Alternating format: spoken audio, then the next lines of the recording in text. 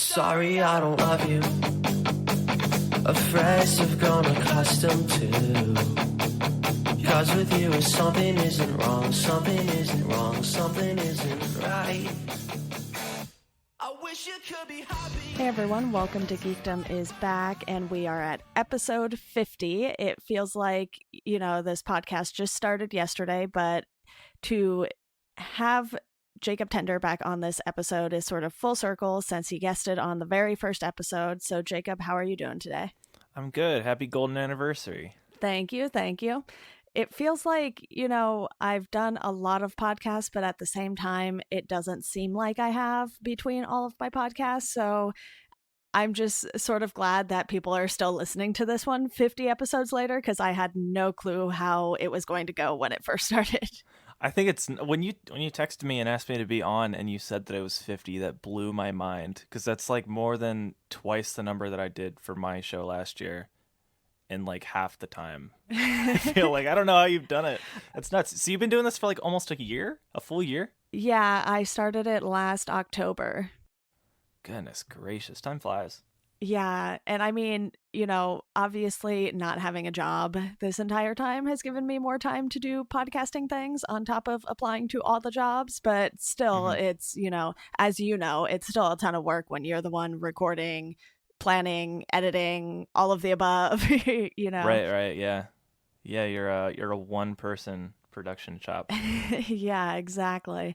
But today we're talking about something extremely nerdy and geeky. So we're talking about digital storage and backup data. And I know we've brought this up on previous episodes because, with the Frank Ocean episode, we were talking a little bit about how you store files and everything and how you had so much stuff relating to Frank Ocean. And I know our very first episode was sort of all about how we consume media and TV and that sort of thing. So we're kind of staying on brand here for our conversations. Yeah. I mean, we could talk about Star Wars, of course, today with the big J.J. Abrams news for episode 9, but I don't think it would be a true Deanna Jacob episode of Welcome to Geekdom without just talking about something completely dry and nerdy. But this is actually pretty timely because, as I was telling you before we started recording here, Backblaze has been a little weird for me lately, and it's like, I will hit backup now and it just doesn't really do anything, but then it keeps notifying me that like my laptop has been missing for 2 weeks or something. Yeah. They phrase it I very get those emails oddly. too. Yeah, they phrase it I'm like, my laptop is not missing. It's sitting right in front of me. Thank you, though. Yeah, it is kind of timely. Like a lot of the podcasts that we've listened to have been talking about this stuff lately, and I'm not sure how you want to like structure this whole thing today, because I think we want to talk about like digital storage and backup, which like are two inherently different things. Yeah. But recently, CrashPlan, which was a pretty popular backup solution for a lot of people, they kind of shut down their individual plans to opt and kind of refocus towards a like small business to larger business setup. So that's been messing with a lot of people. It's got people thinking about where they're going to go for their backups, or if they're even backing up at all. So yeah, I want to try to see if we could figure that out for you, because I had issues like that with my laptop before, and I think they were tied into what we talked about before the show with how we use Backblaze when we're also using the internet to do other things, because anybody who uses any sort of backup solution knows that backups take up a lot of bandwidth when they're actually running. Yeah. So when we're doing stuff over the internet, like, VoIP, like we're doing right now for this call, it's hard to allow that to keep running without sucking up all the bandwidth that we're trying to use to record. Yeah, and we can actually go ahead and start with digital storage, because I feel like that will sort of roll into Backblaze and other backup plans a little better than doing it the other way around. But what hardware do you use is sort of one of the things people talk about a lot with, hard drives and keeping all of your data. And for me right now, I only have one hard drive that I'm using, and it's a 2 terabyte Seagate Backup Plus. So it's a fairly small hard drive. And honestly, it was pretty nice going to that from whatever I had last time. I know I've had one that was only like 500 gigabytes and it was just like Right. full to the brim basically. And this I use both as my Time Machine backup, and I'll put some of my Plex stuff on there, because what I do with Plex is, because I don't rewatch movies too often, if I see something and I don't plan to rewatch it for a while, I just delete it and then I'll grab it again later when I need it or if I need it. So I have very few things. Like I have the Star Wars movies on there in case I want to watch those again for a podcast or something, since that seems to be, not only a topic that you and I have talked about, but Star Wars is a pretty common topic on this podcast in general. So I have specific movies that I know I'm going to probably rewatch for the podcast. And otherwise, I'm just like, okay, I saw this movie. I don't really need to keep watching it over and over again, because as I'm sure I've told you before, there's just too many things to consume for me to watch the same things, like 5 to 10 times or something like that, because I have so many other things I want to watch, but I will rewatch stuff as necessary. Well, of course. Like, I mean, I don't know what I would do without rewatching Rick and Morty at least once a year. We have our comfort shows. Yeah. And we may have even talked about that in our episode about Plex, but I think hardware is a good place to start here for sure. I've never owned any like Seagate standalone hard drives. I've always opted for the Western Digitals, and I know anybody who is listening to this who has had experience with Western Digitals it's generally a bad experience. I hear a lot of things from a lot of people about how their Western Digital devices just fail on them. Knock on wood, I've never had an issue. I've had a 500 gigabyte MyBook for, I'd say probably like 6 years. Okay. It's not my main one anymore. I did upgrade it to a 3 terabyte a few years back.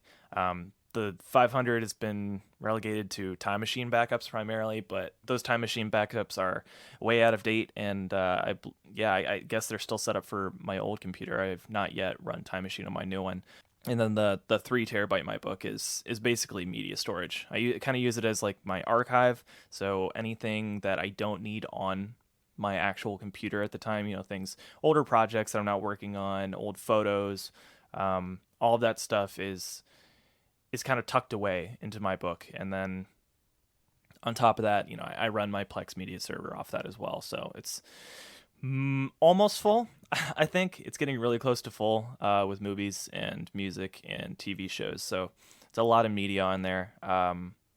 There's something to be said about like physical storage. I like to have that physical storage here. Right. Something that I can see, something that I know is going to stay okay, because with like digital storage, you just can never be too sure, because the solution you're using might just go away, and then like what are you supposed to do after that? Depending on what kind of storage solution it is, like your files could just be deleted because of copyright issues or something. If they've run search on there for certain kinds of items, I've heard of that happening before. So I think that it's important to have a physical setup, and I'm kind of looking to upgrade my setup with something bigger pretty soon, maybe a NAS or something like that. But in the meantime, I've done really well with just these little standalone external hard drives. Yeah, and I've had various brands over the years. I believe the first one, I can see it from my desk because I still have it for some reason. It was Maxtor, and I think either Seagate or Western Digital or someone bought out that company. And then I had Seagate for the last 2 hard drives. And I have a desktop one that my cousin gave me when they moved to Colorado. And that one might be Western Digital. I'm not entirely sure, but it's literally one of the giant desktop ones. So Okay. I have not used that because it has old family photos and stuff that my mom probably wants. So I just haven't messed with that one because I don't know what, wants to be left on there or not yet. So that's, it's a project hard drive, basically. I need my mom and I to go through it one day and just be like, okay, do we want to keep all this stuff? Or, because my cousin, what he does is he tends to be the keeper of all the scans of the old family photos and everything. Like, he's digitized everything as far as I know, or a lot of the stuff anyway. So, that's obviously stuff people want to keep. So I was like, okay, I'm not going to use this for my stuff until I know, it's safe to put stuff on here. Yeah, when my family moved, I got put in charge of a lot of the old family photos from like our family camera. So any of the ones that we took digitally in like the early 2000s, I think those ended up getting put on my hard drive, and now the question is where they are. Right. Because, I stopped using that 500 gigabyte MyBook for storage, and it's just a time machine thing now. So I have a couple of I call them dump folders on my 3 terabyte, and I guess I have this it's like a little lacy durable portable one, so it's not like independently powered. It's powered through USB. It's a little smaller. I think I have some old stuff on there too. So I'm pretty organized with a lot of my stuff, like my current stuff, but I definitely have those old dump folders of just like old things from like old computers and old family photos and stuff like that. That's I guess that's like a winter project, but yeah, I've also gone through like 7 winters since I got those. So who knows if that'll ever get sorted out. Yeah, I think we've had this hard drive for like 4 years or something because my cousin moved a while ago, but it's like literally like black and white photos. So these are like really, really old like ones. People I don't even know are in these photos. So that's why I wasn't going to be the one to go through them, because I'm like, I don't know any of these people. Yeah. So it's one of those things where you definitely want to keep these things, but then it's a matter of trying to figure out where to put them. And if you just want to sort of put them on a smaller hard drive and just leave those elsewhere and not use that hard drive for anything else, which, that might be a good solution if I figure out where my other old hard drive is that still probably works with my laptop. What you just said kind of reminded me of something. I had a friend a few years ago who was dating this gal who had started writing a book, and during a car accident that the two of them were both in, her computer basically got destroyed. So she still had it. It just didn't function. She seemed pretty upset about it because she couldn't get access to her book. So what I ended up doing was I got this little enclosure. I think I ordered it off Amazon, actually. It's just a little enclosure that you can use to essentially pop out the hard drive from the laptop. Okay. And then stick it into the enclosure, and then essentially it just makes it a portable hard drive. And that was able to spin up the disk and regain access to those files. So just as sort of like a little tangential thing, you can definitely continue to use old storage. That's something that I've always tried to do. Like if I have like an old computer or something, I see if there's a way that I can, without keeping like this huge like computer rig set up to run an old hard drive that has files on it. See if you can find a way to reuse those hard drives and recycle them and put them maybe into a new enclosure that you could use just to kind of haul stuff around as a sort of bigger flash drive, so to speak. Yeah, and we actually last year had a laptop issue where I had this old HP laptop, and it was one my parents had bought me for like my birthday or something, but then Drexel wanted music industry majors to have a Mac. So, I kind of lugged around 2 laptops freshman year because I would like watch basketball games on the PC and then do my homework on the other one or whatever. But then, it was a 17-inch, and sometimes how the HPs have those ginormous batteries that kind of prop up the laptop. It was just super heavy to like keep lugging around 2 laptops, especially at the airport, because you're just like, oh my goodness, this is so heavy and I don't want to do this anymore. And so basically my parents started using that laptop, and last year my mom went to turn it on one day and the screen just stayed black. So we have not figured out what happened with that laptop. So she has a tablet now that she just uses. And I would say music is probably the biggest thing that was on that laptop. Like, we aren't huge picture takers in this family, so I don't think we lost anything that was like of super importance or anything like that. Because, she kept important documents on like a thumb drive or something, like, I don't even know if it was like work stuff or tax stuff or what, but, she can have access to those still at least. But yeah, we still have the laptop, and we just have not figured out what went wrong with it, or if we can get anything off of it. Oh my gosh. I don't know. Do you know? I don't know if Jesse Richmond listens to the show, but if he does, I'm about to bring up some bad memories for him. Oh, I remember this. I know what you're talking about. Like within the past 2 years, he suffered a massive hard drive failure, and he had no backup. And he had tons of music. And Jesse is sort of like he's a music nerd in the way that I am. I think in that like he had a great collection of old stuff that nobody currently cares about anymore. Right. Stuff that people don't even remember, like bands that like I think of and I listen to all the time, but like nobody on my timeline but Jesse knows about. Yeah. And I feel bad every time that I'm posting about these old bands from like, even like 2008, 2009. And he's like, oh man, like, I I had that and now it's gone. Like, I'm always like, does anybody have, a copy of this song? And he's like, it did. And like, it's terrible. I don't know what I would do if I lost my music collection, because I have so much old stuff that nobody has anymore. Like stuff that, like the files that were originally hosted on, even like Pure Volume or MySpace, like all of those audio files have been flushed away. Like they're no longer there. They're not cached. Like there's nothing left of those files but the metadata on their profiles.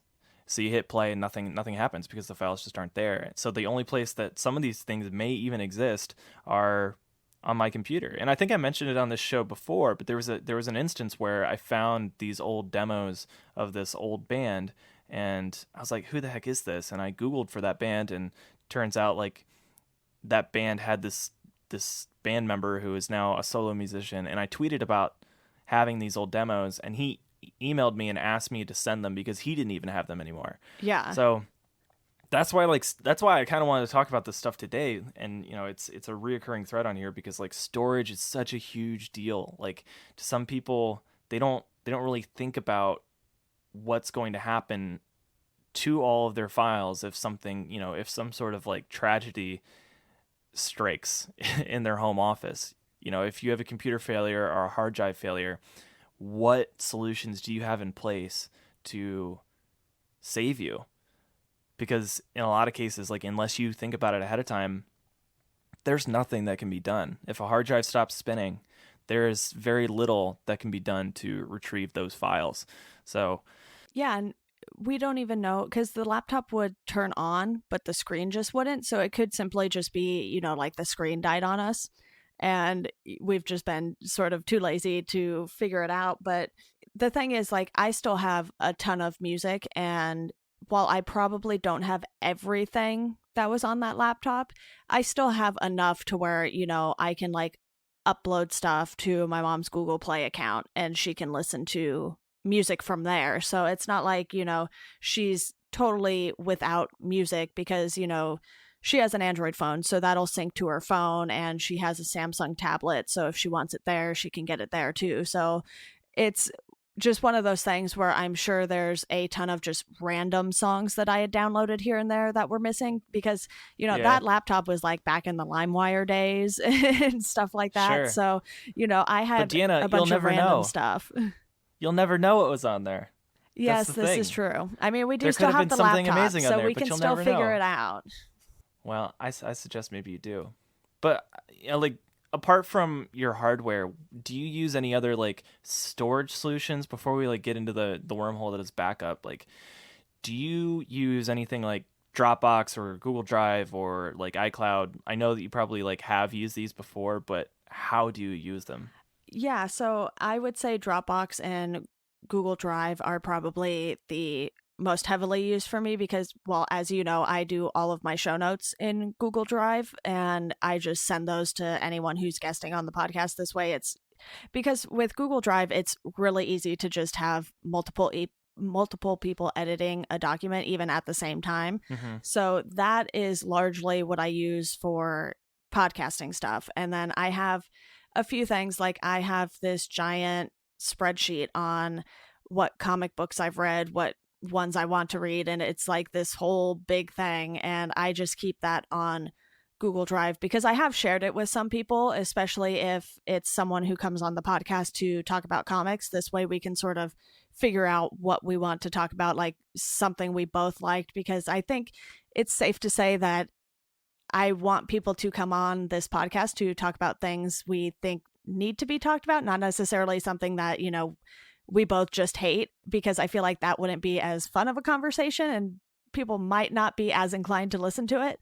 So it's one of those things where I use Google Drive anytime I sort of have to share documents with anyone. And then I have a few apps that back up to Dropbox. So like when I'm writing in one of my markdown apps like Byword or Ulysses or whatever it is, I typically have that back up to Dropbox just so all of those markdown files are in one spot. Oh, interesting. Okay. I why Dropbox over iCloud? I think I have slightly more space on Dropbox, so I think that's why I just went with that, because Okay. I think iCloud only gives you like 5 gigabytes of space or something like that. And initially, I don't know. I think I updated mine. I think I have like 200. Yeah, and I don't pay for Dropbox, so I'm just using whatever free space I had, because you could do things like, invite people, and if they sign up, then you got more free space. And Oh yeah. I'm sure I did some of those things that you could do to get a little more free space on Dropbox. Like add your student email, and that automatically gave you like an extra like 50 megabytes or something. Yeah. Yeah. Yeah. I did that a lot too. I think I invited something like 30 people. I had a pretty decent amount of free space. And just within the past year, I actually upgraded to the paid plan, which is amazing. I never had to worry about filling anything up. The only drawback I've found is I end up filling up the Dropbox of my podcast co-hosts, because I don't get those notifications to say, hey, like your Dropbox is almost full. Because when that happens, it generally means it's happening to my co-host too. So I need to remember to flush those old podcast files out every once in a while. Yeah, and I'm sure, once I can pay for more monthly subscriptions, I might either upgrade Dropbox or check out iCloud, because I know there's like quite a few different tiers you can get on iCloud. Yeah, I think iCloud's a weird service still. I'm not sure it's like fully fleshed out, and who knows, maybe they'll announce something today that'll drastically change the way we think about it. But with Dropbox, I've always used it as sort of the place to store things that I'm currently working on, or the things that I know I'm going to be sharing often with people. So like podcasting is great because I have a lot of space on Dropbox. Whenever I'm podcasting with somebody, generally I'll host my side of the conversation's audio there until either I get theirs, or they get mine. That way we can complete the edit that way. It's easy to bounce around big files. Yeah. If there's like if there's something that I'm going to be working on, like a website or some sort of visual project, I generally will store that stuff in Dropbox because it's easier to get to it on my phone. So when I'm on the go, I can basically, it's just a folder that I can get to on every single platform. And then Google Drive historically has been kind of collaborative the way that you use it. Obviously it's great for notes and for spreadsheets that you want to like keep around. But lately somehow it's become like this dump of stuff that I just save from like Reddit. So like a lot of my like Frank Ocean archive project stuff, like if I find something on the Reddit that I want to make sure that I archive, it's just easier to save it to Google Drive from my phone than it is to save it to anywhere else for some reason. Just the way that a lot of the people there share files, they just use Google Drive that way. So I've sort of been doing that as well. And then with iCloud, it's strange because it's a great storage solution, and it's Apple, who I genuinely, trust for a lot of these things, but it's not what I think of when I need to host something somewhere. So like I'll use iCloud as sort of like a backup, like the way you use Dropbox for Byword. A lot of my text apps like that, they use iCloud for that kind of backup. I use iCloud to, I think I use iCloud with 1Password, so I think my backups are done there. Yeah. But it's not something that I generally think about when I'm like, okay, I need to store this file. I think it's basically because there's no way to like share those files with other people very easily without exporting it to something else. And I think that's something that they definitely could work on, because I think that would change a lot of stuff. If you could use it as, a cloud storage solution and a host for files that you want to share, I think that could be a really big move for them. But so far it hasn't been. So I think that's interesting. It's funny how all these things work, because a lot of these services aren't that different from each other. Dropbox and Google Drive are not very dissimilar, especially, within recent years. Google Drive has expanded the service so that you can get an application for your Mac, which allows you to sort of drag and drop files into what they call folders. It works a little bit differently, but automatically uploads stuff and it keeps stuff in sync, so it just seems like an extension of your desktop. And that's useful, and it makes it really easy to move files around very quickly. What about like third-party stuff? Do you like dabble in any of the, like the other file storage or transfer stuff, like I guess Mega Upload? There's Mega now, and then Mega Upload in the past, Debris, Mediafire, WeTransfer. Do you use any of these like third-party storage hosts?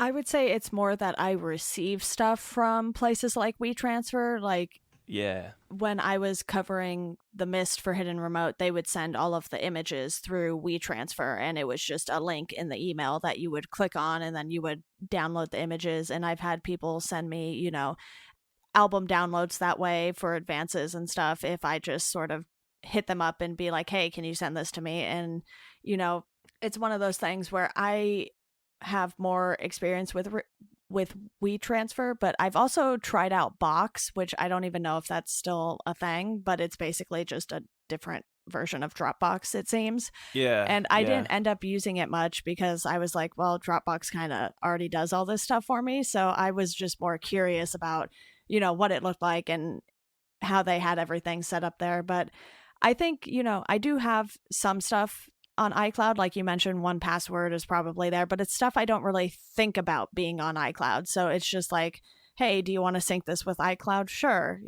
So I'm not really actively using it. It's more of a passive thing for me for iCloud. Yes. And then Dropbox, I do a similar thing like you do with podcasts. If someone needs to send me audio, I usually tell them you can send it via Dropbox or Google Drive, whichever that person uses is fine with me, because then I can download it and put it where I need it to be, basically, for when I go to edit and everything.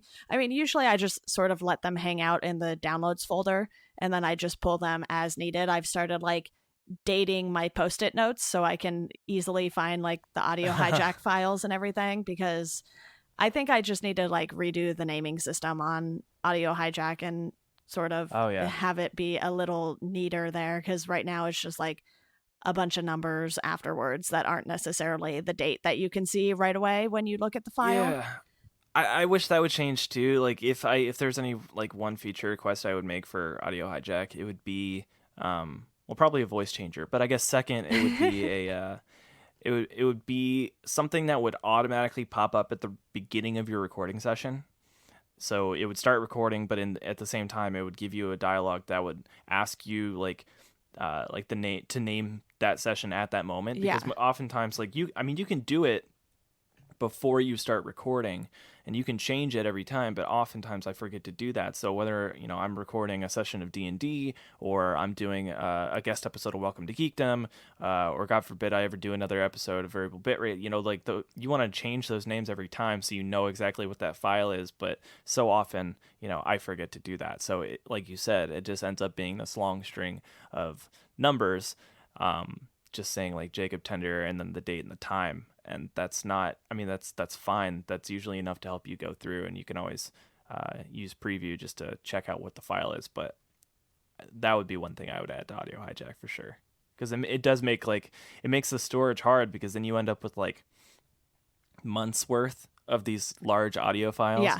And at a glance, you don't know if you need them or not. Right. So like that's the thing. It's not so much like finding the file when you need it. It's not being able to delete the files when you need the space without taking some time to go through every single file and establishing, oh, that was this, I don't need this anymore. Yeah. That takes, And that's why I've started dating my Post-it notes, just so it makes it slightly easier for me to figure it out. Because otherwise, if I just put, like episode 50 on my Post-it note so I can write down timestamps later, that does not help me at all. It's like I need to know what day I recorded this episode so I can go find it in the files later. But what I do, because I have, this and Misaligned, and once in a while I'll guest on someone else's podcast, is I have different setups within Audio Hijack. So I have like a Geekdom one, so it'll at least label everything Geekdom, and then either it'll just say Geekdom Skype and then Geekdom Deanna, so I know which one's my file and which one's the Skype file in case I need to use that as a backup. That's smart. See, all my setups are like application based, so I can just quickly go to the one that like is already set up for, Chrome or, whatever it is that I need to use, like Skype and all that, and Discord and all that stuff. But I never thought to have individual ones set up with specific naming structures as the only difference. That's a good idea. Yeah, and literally the Geekdom one and the misaligned one look exactly the same. It's just I didn't want to keep having to try and figure out which podcast was which podcast. So I have Geekdom, misaligned, and then I think I just have like input device for when I record a guest episode, since I don't record the Skype file or anything like that for a guest episode. So then that usually I'll go in right away and like rename it. Like if I were on one of your podcasts, I would just name it your podcast and then put my name after it or something. That's a good idea. That's a good plan. Yeah, but I still have to like sort of look for what date things were recorded. So it cuts down the time a little bit, but it's still like a sort of very long list of files. And I'm like, okay, which ones do I need now? Yeah. All right. Well, should we go into backup? I think that's the bread and butter. Yeah. All right. So, first of all, I think we both use Backblaze. Yeah. To varying degrees of success lately. Why'd you sign up for Backblaze? Basically, I kept hearing people talk about this on podcasts when I first started getting into podcasts, because as you know, when you listen to quite a few of the tech podcasts on Relay FM, ATP, Talk Show, and everything like that, a lot of them will have the same sponsors for a while. And I just kept hearing about this service and I was like, okay, maybe I should do this. And when I signed up, it was only like $50 for an entire year. And I think I'm still at that price point. So it was really hard to say no to storage for that little every year, because I was like, well, what happens if my hard drive sort of just dies on me and I don't have a cloud backup somewhere? And I don't know if it's John Siracusa who's always saying this, but it's like, one backup is no backup. So I was like, all right, maybe I should have 2 backups of my stuff just in case. Man, I'm no longer at that $50 rate. When I switched my computers, I messed up. And since I didn't do like a full restore on my new computer, I got updated to the $100 plan. Ooh. So I just looked at that. That's frustrating. Oh, well, maybe I can send an email and beg them to grandfather me in or something. But yeah, no, that's where I found out about it too. I kept hearing Backblaze, and I'm thinking, well, the price isn't half bad. So I set myself up on that, and it's been a great solution. I'm actually pretty impressed with the way it works. It's fairly quick depending on your internet connection. I don't have the fastest cable internet in the world, but it's much better than the DSL that I had when I lived in the country with my parents. So I feel that my upload speed could be a little bit quicker. I'd probably get the initial backup done pretty quickly because those take forever if you have a ton of files. But it's peace of mind, and I don't even, $100, that's not great, but $100 for peace of mind is well worth it to me, because I have a lot of files that I'd rather not lose. So that's what Backblaze is great for. There are a lot of other solutions too. I'm not as familiar with them. CrashPlan was probably the one I was second most familiar with, but they no longer offer individual service for, just people like you and me. So that's kind of out of the equation now. But the nice thing with Backblaze is if you do suffer data loss and you have all your stuff backed up, you can either, fix your setup and download all of that, use a ton of bandwidth and download it. And if you live in like Kansas City or somewhere with Google Fiber, I'm sure that's not a problem. But they also will send you a hard drive on request that has all of your data on it. And then you can move all of the data from that hard drive to your new one, or you can just keep the hard drive, which is a cool thing. I like the idea of that. So, it's pretty neat that they'll just mail you all of your files if you suffer data loss. That's such an awesome service. Yeah, and for me, like I said, that $50 was sort of hard to pass up, and hopefully, I won't get bumped up if I get a new computer anytime soon. I mean, Just do your research. Yeah. My plan is to just get a desktop at some point, because I feel like, with as much podcasting as I do, sometimes it's like my laptop's running pretty hot when I'm editing for X amount of hours or whatnot, depending on how long the episode is. So I feel like, having an iMac could really just sort of help me out there with that. And, obviously that's something that's going to have to wait until I have the money for it. But it's just one of those things where, even when I got this laptop at the end of 2014, I was like, okay, how do I make things work on this one that were already on the old laptop? Because I don't want to screw any of this up. Yeah.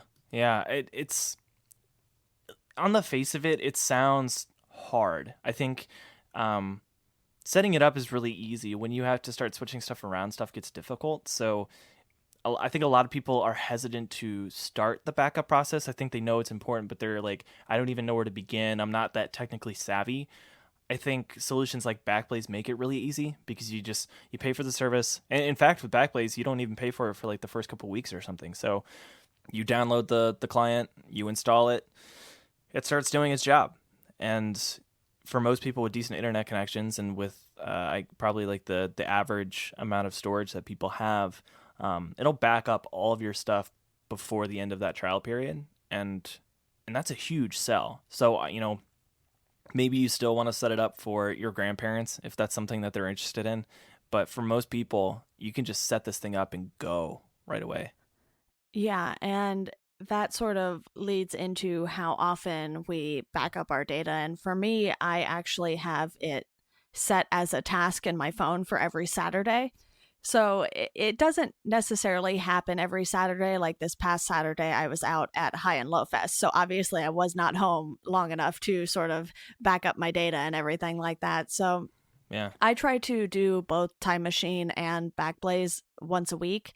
And now that you've told me that you can pause Backblaze for 2 hours instead of just an hour, I might move it back to updating continuously, because it keeps telling me that, my laptop has not been backed up for like 2 weeks or something, despite me hitting, backup now in the menu bar there. And it's just like, okay, why are you not backing up if I'm telling you to back up? So I have to probably go in and mess with my settings a bit to get that back on track. And who knows, maybe I have to like do a full system, backup, and it'll take forever. I have no idea, but I will figure it out so that it will actually back up a little more reliably now. Well, that is like one of the drawbacks for Backblaze. It's by default it's set to back up continuously, meaning periodically throughout a day it will do backups. Ideally, you're starting with a full backup, so you let the thing run as often as possible to get that initial backup done, so that essentially everything that you have is backed up to their servers. And then at that point, when you continuously allow it to back up, when you make changes to documents or you download new files, it will periodically back all of that up as well. It generally starts with the newest stuff and works its way backwards. That way the stuff that you're currently working on is definitely there. And the problem that, again, we run into when we're recording podcasts or doing anything that requires some upstream connection through our ISP is that it bogs up all of that bandwidth. Yeah. So they do have an option in the menu bar where you can just roll up there and hit pause. And I think historically it just did it for about an hour, which isn't enough for a full podcast in most cases. Right. But I believe now it's been about 2 hours. So whenever I'm playing Dungeons and Dragons, I generally will hit pause just as we begin actually playing. And by the time we're done, it'll still be paused, and then it'll just pick right back up as soon as that 2 hours is up. Because when I was doing what you were doing after I was having issues like that, and it was just destroying my Skype calls, I was setting it to like restore only when I said so. Right. And the problem with that is my memory is terrible for that kind of thing. So I was never telling it to back up. So it would take much longer for me to actually get those files backed up to the cloud than it should have. And that's not how I think backups should work. I think backups should be mindless. It should be something that's done automatically, because it can. Backblaze offers that, and I think that's a hugely helpful thing, because if you don't remember to back these things up and you suffer that data loss, like there's nothing you can do. Yeah. Like you're paying for Backblaze, and maybe you have a ton of stuff backed up, but that new project that you're working on for work or for school for that matter, like it's gone now. So I prefer to use the continuous setup. I would suggest maybe going back to that. If you go into the settings, there is something, in the settings, there's a drop down that'll ask you like when you want to be warned when you've not been backed up for a certain amount of days. I might change that to something a little sooner. Yeah. Like you could change that down to 1 day if need be. That way, if Backblaze is not backing up, it can be like, hey, can you turn me back on? So yeah, I would definitely look into that. Yeah, I'll be doing that literally right after we're done recording, just so, I'm not messing up Skype during the recording, because that was my problem too. My Skype calls started dropping a lot more frequently. Mm-hmm. And of course, it's one of those things where you can never tell if it was on your end or someone else's end. Or theirs, yeah. And I wish, obviously Skype could be a lot better in general too, but that's not what, this episode is about. But it was just one of those things where then, I would sort of have these like huge gaps in the audio files, and it sort of just kept making editing a little more of a nightmare, because then, I would have people say they couldn't hear me, but I was, still talking and could hear them. So then it was just like, then I have to like start all over and edit that part out. And I think since I've had it stop backing up continuously, it sort of hasn't dropped nearly as much. I actually don't know if I've had any calls drop necessarily, or if it was just like, there was like an interruption and we had to wait, and then I had to edit that out, which isn't a Skype problem. It's just like, a dog barking or something.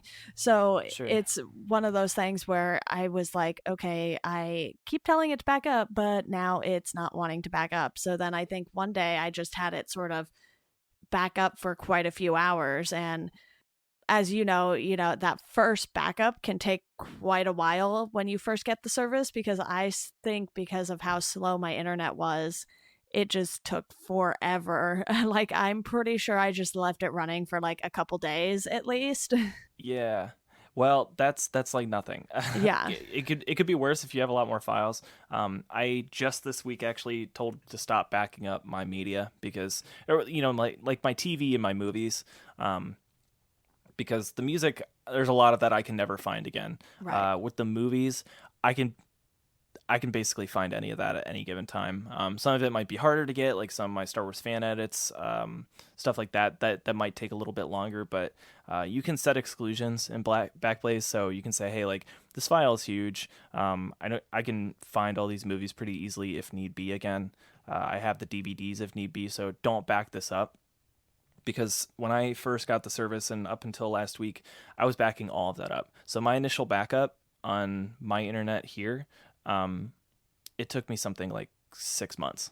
Yeah, that's very continuously. Long. I think I did nuts. Do some exclusions, and I don't keep movies on my laptop necessarily. I sort of have just been putting those straight on my hard drive lately, because I started using my hard drive for Plex, like I mentioned, and it's just so much easier to just have it on there and not have like those big movie files clogging up the laptop, especially because I use Logic, multiple times a week to edit podcasts, and those files can get pretty big too, depending on the length of an episode. And I think, I don't know if that file is necessarily being backed up with Backblaze, but I can probably exclude that, because once I have the MP3 of the edit and everything, I typically do go back and delete the Logic files themselves, because I'm like, okay, I have the MP3 and I have it, on the host where I can download it again if I need it, which I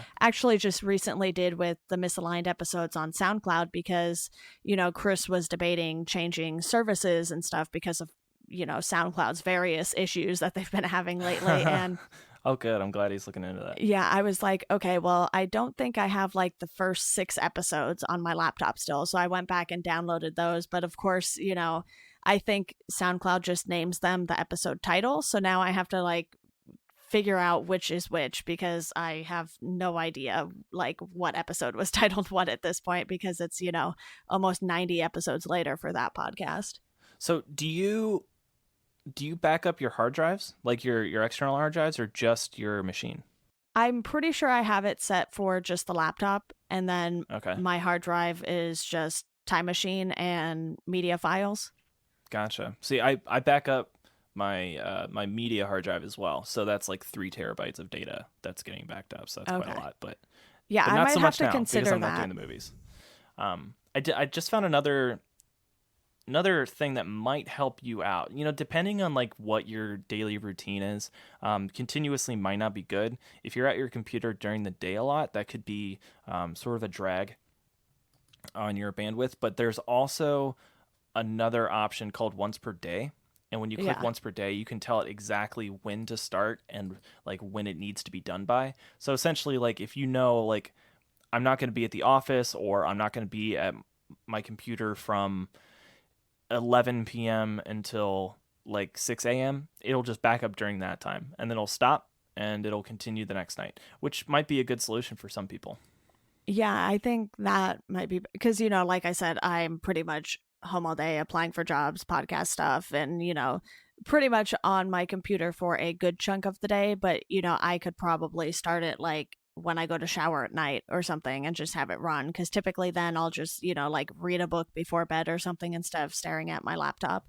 Yeah, and for people like that, like, you never, like, if you don't have like a steady work schedule or something, and we're talking about like home backups, you don't exactly know like when you're going to be at your computer working on things. So sometimes it could be hard to just say, hey, like do it during this time. Like you could say, hey, like while I'm at work, do the backup. Right. But if you have the day off and you're at home, then you might have to do that pause thing every couple hours if you're going to be working pretty continuously on your machine. So yeah, that's interesting. I think if you just try fiddling with it. Yeah. Put it back on continuously and see if you still keep getting those errors. I have to figure out if I can get my plan knocked down to $50 again. And yeah, so I recommend Backblaze. If anybody wants to help out a guy, they can hit me up and I'll send them an invite link, and it'll save us both a little money. But I think it's super important.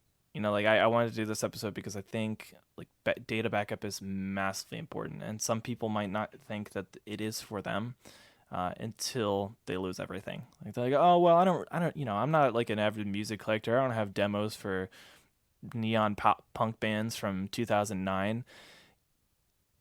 Sure, not many people do, but like there is something on your computer that I'm sure you do not want to use or lose. That's a constant for everybody. My mom has been through data loss at work, and it just drives her nuts because that means like weeks worth of work that she has to redo. Not to mention old files that are just completely lost, that databases that have to be built back up. So if it's something that works for you at home or works for you at work, I highly suggest looking into some sort of backup solution, because backup is not the same as storage. So like if you're like, well, maybe like I heard you guys talking about these external hard drives, maybe I'll just look into one of those and I'll just make copies on there. That's fine. Like you should do that. I think whether you do like manual backups, automatic backups with some sort of like cron job through the terminal, Time Machine is another great thing. You can get a time capsule or anything and set up Time Machine and back up everything automatically that way. That's all great. It's good to have that physical backup. And it might be quicker if you have data loss to restore from that physical backup that's like right there. But that doesn't work in all cases. Like how many people in Houston or in Florida who had to evacuate or didn't evacuate and like have their entire setups there. Like if your only backup solution is in the same room as your computer and that room is flooded, it doesn't matter. Right. Like both of those solutions are gone. So I suggest to everybody to look into some sort of remote backup, because if your house catches on fire or somebody breaks in and steals all your shit, at least you have that peace of mind to know that your data is somewhere else and it can still be retrieved. It's not completely gone. Yeah, and I think the last thing I wanted to bring up here was what I sort of already mentioned with, deleting the logic files when I know I don't need them and stuff like that. Do you ever sort of just go through and try to clean up some of the files on your laptop and everything like that? Because recently I went into my applications folder and I was going through, I have Adobe CS6 still. So I was going through and I went to open, I believe it was After Effects, and it was just like the app was X'd out and I couldn't open it. So I was like, well, this is strange. And, I don't know if I'm going to delete the app yet or try and figure out why it is X'd out and I can't open it at all. But I think, sometimes I'll download apps just to try them, especially ones that, are like free utilities and whatnot that you can try out. And then I think, every once in a while I'll get this itch to just sort of go through my applications folder and see why I have so many applications and I only use like 10 or something like that. Yeah. So do you ever go through and sort of just get rid of files and apps that you don't necessarily need? Yeah, I do that a lot. Like I don't delete my movies after I've watched them like you do, because I feel like I have the storage. I'm just going to keep them, because if I want to watch it, I don't want to have to go find it and download it again and go through that whole rigmarole. So I generally just keep stuff. That said, there are movies that I downloaded years ago and still have not watched and probably will never watch. So usually I'll go through my unwatched section on Plex and just say, okay, yeah, I don't need these, and I'll flush those out. Yeah. But as far as applications go, I probably do that way more often. With the various things that I'm always doing, either for my own projects or trying to help other people out, I'm always downloading these like weird fringe applications that I like are kind of do the same thing as this other thing, except it does this one aspect a little better, and that one aspect is just this like weird fringe case that I'm only going to need once.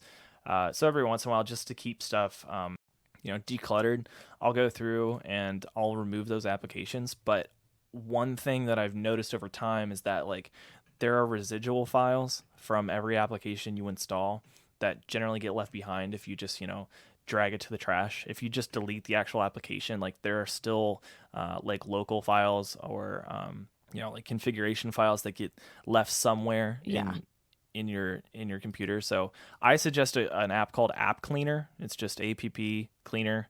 I think you can get it on the App Store. If not, just Google it and you can find it. It's by Free Microsoft. It's a really good program. You open it up, you can drag an app straight there, or there's a little list where it'll list like every application that you have.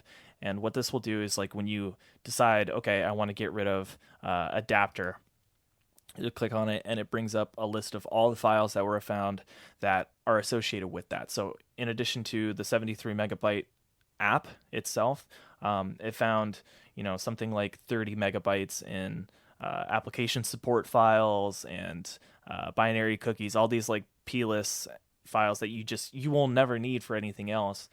They're only for this application. So it goes through your computer and finds all of that, and you can remove it all at one time. Yeah, I have used various utilities, like I said, just to check them out here and there. And there are quite a few that will do, like app cleaning and file cleaning and find duplicates and everything like that. And I mean, a lot of them are paid, or some of them will, give you X amount of files free and then want you to upgrade. But I'll definitely have to check out App Cleaner, because I think, that's definitely come up where I've deleted apps before and I'm like, I feel like there's still a bunch of stuff on my computer that I don't actually need, but because all config files just look the same looking at the names, you don't want to delete the wrong ones. Oh, for sure. Yeah, no, I think it's super important to just like go through and clean that stuff out, because that's the kind of stuff that can bog down a Mac over time. It's the kind of stuff that you'll never think about. It's different than like having a folder of like photos from a collage project or something that you forgot was tucked away in my documents. That can take up space, but like when you find it, you can get rid of it all at one time. This is stuff that you will literally never think about again. So cleaning that stuff out right away is good. And kind of touching back on what we were talking about with like those super big podcast files with just like our end of audio or their end of audio. really anything that can take up a decent amount of space, making sure that it's named properly so you know what it is at a glance, that's super important too. And I use a program called Renamer for a lot of stuff. I think it has ID3 support now, so you can automatically rename stuff using the actual ID3 tags for a song file, and you can set up like different configurations for the name, so you can set up basically a format, and it'll apply that format to everything. Right. I use it for photos. I use it for when I'm making like a Frank Ocean mixtape. I use it for that. It's super handy for just like renaming a ton of things at one time using the same scheme. Yeah, and that's sort of like what I have set up for Audio Hijack to automatically name the files. So I'll have like I said, my name and then Skype, and then, I'll have it start with the podcast name, just so, it's like all of the Geekdom files are in one spot and all of the misaligned ones are in one spot. And it's very clear, when the podcast name switches. So it's, it's not a perfect naming system, but for me, it sort of cuts down on the amount of time I spend looking for something like that. And usually I'll just hover over it or click on it and just see like the date, and that helps too because I've started writing those down. But yeah, it's always one of those things where I feel like you can keep tweaking naming systems and everything like that, and you might not ever find a perfect way to do it, but everyone sort of will just find whatever works best for them and how their brain works, basically. Yeah, everybody has a different flow, and it's just finding that kind of like combination of applications and schedules and everything that is involved in data storage to just find that thing that works for you. There is something that works for you. I think we recommended Backblaze is probably the best backup solution, but there are other things out there. So just look around and find something that works for you. But I highly, highly suggest getting backup. Yeah, definitely. And one last thing I wanted to talk to you about was music specifically, because I know you keep a ton of music because, like you said, you have stuff that sometimes no one else has. And, when I was interning at Fearless, they sort of, gave me this hard drive and had me just plug it into my computer, and were like, hey, you can basically have all this music so you can, send emails and whatnot to music supervisors and things like that. And I just ended up pretty much keeping everything that was on there because, Fearless started in 1994, I want to say, and none of those bands are on the label anymore from the 90s pretty much. And yeah, I think quite a few of them aren't even necessarily active anymore. So it's like you don't really know how long Fearless is going to hold on to these hard drives necessarily, because, I know not too long after I left my second internship there, they moved locations, and it's like you just don't know what could happen to those hard drives. So I was like, maybe I'll keep this stuff. But then, with a lot of the sexual assault allegations that have come up, especially with, I think, quite a few of the bands that you and I would be interested in listening to, I feel like that's the only time I really start deleting music, is when, you find out these bands are just not who you thought they were. And I think, I have that reason to delete someone's music, no doubt. And then other than that, I don't really delete too much stuff, even if I don't end up listening to it as often as I thought I would, or if I don't even listen to it at all. Do you find yourself sort of not really deleting music quite as much as other files on your computer? I've never deleted music unless it's a duplicate of something that I have, or like I find a better version of that file. I don't delete anything. Yeah, and like I said, for me, it's more like depending on the circumstances surrounding the band. So, I probably have a ton of music that I just don't even remotely come close to listening to anymore.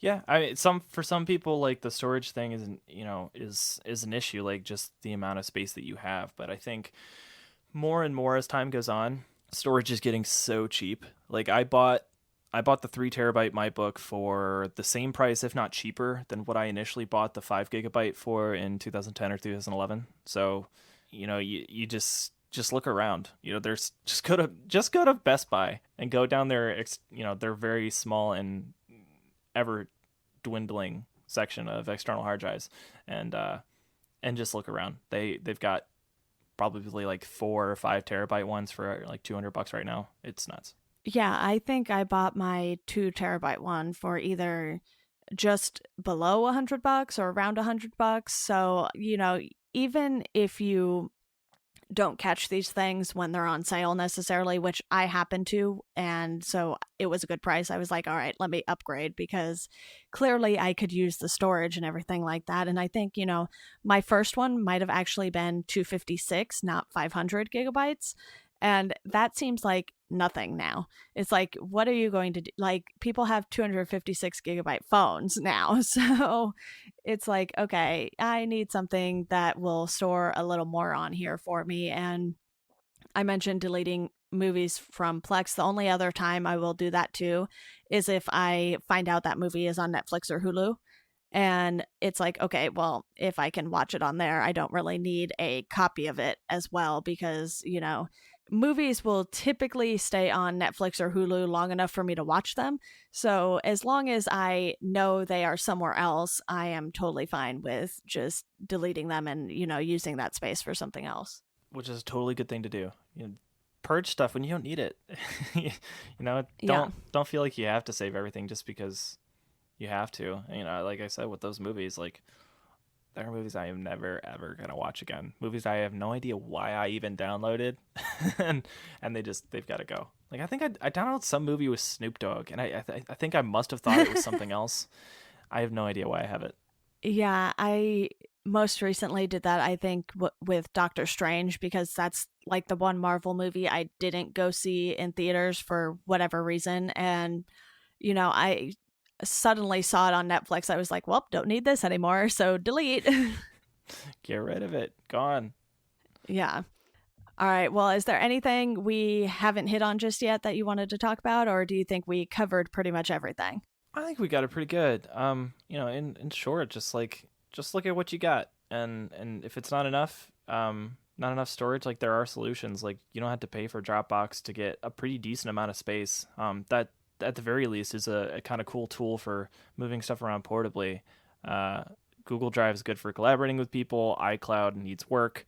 And then with backup, just look into your options and see what is out there that fits your budget and is realistic, because at the very least, I think everybody should have some sort of remote storage or remote backup, just to make sure that the important stuff is somewhere else.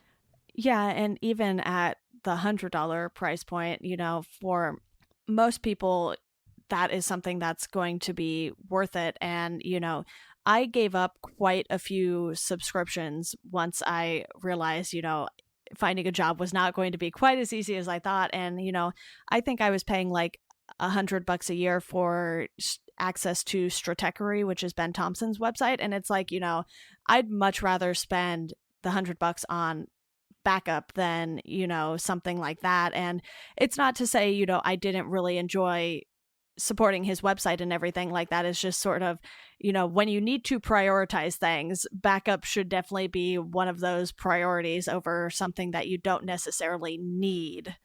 Mm-hmm. Oh, for sure.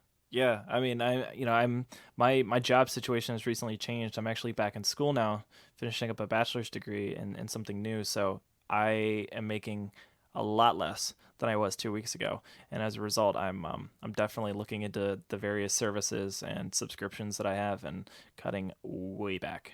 Yeah, I think I'm down to only a few that I have that are monthly, because obviously podcast hosting is a thing I need to pay for with my podcast. So it's like that, yeah. Netflix and Apple Music, which I actually just switched Apple Music to the yearly plan because it was slightly cheaper. I mean, I know it was more money at that very moment, but I was like, you know what? If I'm going to save, $20 a year, I might as well do it, because, there's sort of no way I'm going to give up music necessarily.